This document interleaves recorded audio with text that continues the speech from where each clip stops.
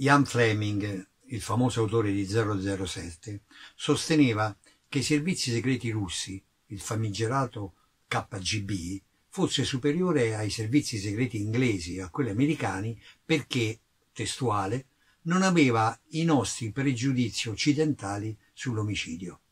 Ecco, questa battuta mi è venuta in mente vedendo il film Soldato, l'ultima opera di Stefano Sollima, sequel ideale di Sicario di Denis Villeneuve,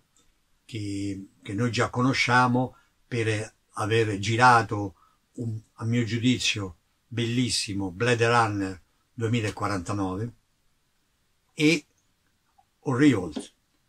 che è un film di fantascienza particolare, molto delicato e soprattutto inquietante, diverso. Ora però Soldato, avendo questa eredità,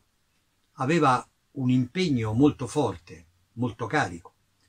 perché tra l'altro lo sceneggiatore è lo stesso, Taylor Sheridan,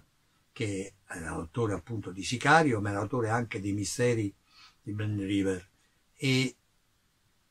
è un autore quindi complesso, capace di creare delle scatole cinesi all'interno delle quali la verità ogni volta è mistificata e si trasforma.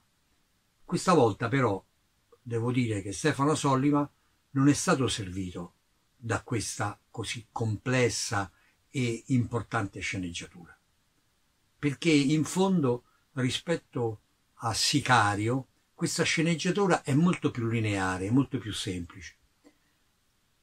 Secondo me ha anche il difetto di essere una sceneggiatura binaria, cioè che racconta due vicende che si intrecciano parallelamente. Nel caso di Sicario sono costretto a fare questi paragoni. Avevamo Benicio del Toro, che era il personaggio di Alejandro, ed era questa specie di uomo misterioso, una macchina per uccidere, però non disumana, ma carica di un'intensa, disperata, sofferta umanità. Un uomo ridotto a essere un killer, ma in realtà a sprazzi e a tensioni in cui si capisce una profondità e un dolore incommensurabile, che lo rendevano quindi un personaggio di grande suggestione, a contrasto con Josh Brolin, che era Matt, che era l'esponente della CIA, dinamico, estroverso, aggressivo, feroce, ma sempre con un pizzico di ironia. Anche qui questo duetto c'è e continua. Però in Sicario noi avevamo la storia praticamente vista anche da parte della protagonista femminile, la gente che viene coinvolta nell'indagine sulla droga, mentre in questo caso noi abbiamo un ribaltamento della storia su un personaggio secondario, un ragazzetto di 14 anni, che praticamente è l'infanzia e la vocazione di un futuro delinquente. Questo personaggio, a mio giudizio, è debole e non serve a fare da contraltare a Benicio e a Josh Brolin. Cioè non è sufficiente a creare un controcanto e un'alternanza di ritmi e di forza. E non è neanche Isabelita, la figlia del boss, che Benicio del Toro e Josh Brolin rapiscono per poter scatenare una guerra di droga. C'è al di sopra di tutta questa vicenda, ed era la felice intuizione di Taylor Sheridan, lo sceneggiatore,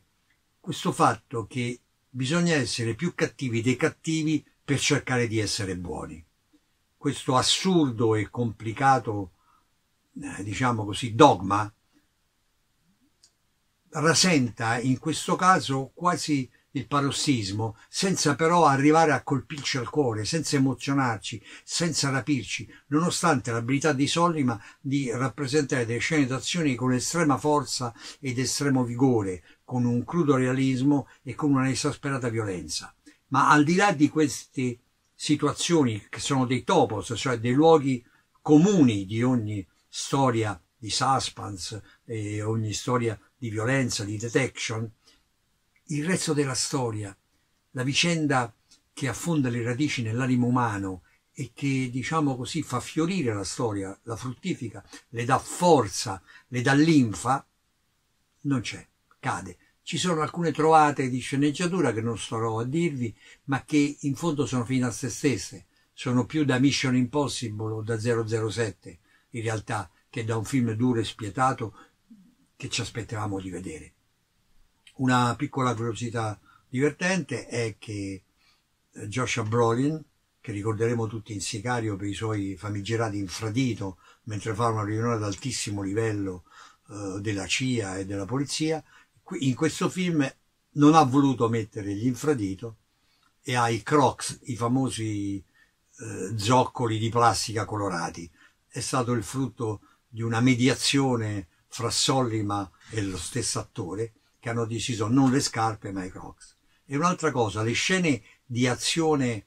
quelle più feroci, con la polizia messicana che vedete nel film nel deserto, sono le famose scene della lunga marcia dei Navajos. Sono ambientate in quello stesso posto, nel luogo dove gli indiani Navajos furono trasferiti nel 1865, credo, dal Texas, dall'Arizona fino al New Mexico. Una lunga marcia che costò molti morti e feriti, ma che fu condotta da un personaggio che tutti conoscete, che è Kit Carson, il famoso amico di Tex Wheeler. Il Kit Carson vero, che in realtà si dimise per non combattere gli indiani e poi fu richiamato perché capì che l'unico modo per salvare in parte gli indiani era quello di condurre lui questa campagna, perché era loro amico e quindi li rispettava e cercava di amarli, tanto è vero che diede disposizione per dare 3 razioni di cibo al giorno, che per l'epoca erano moltissime, e portare coperte e cose. Nonostante questo, nonostante la sua preoccupazione, i comandanti che seguirono non diedero retta ai suoi consigli e causarono la morte di 200-300 indiani in questa lunga marcia per spostare la loro riserva. Ecco, io mi auguro che il film vi possa interessare, tuttavia c'è questa radice umana che comincia a perdersi e io non vorrei, perché siccome alla fine del film c'è il sospetto di un ennesimo sequel, vorrei che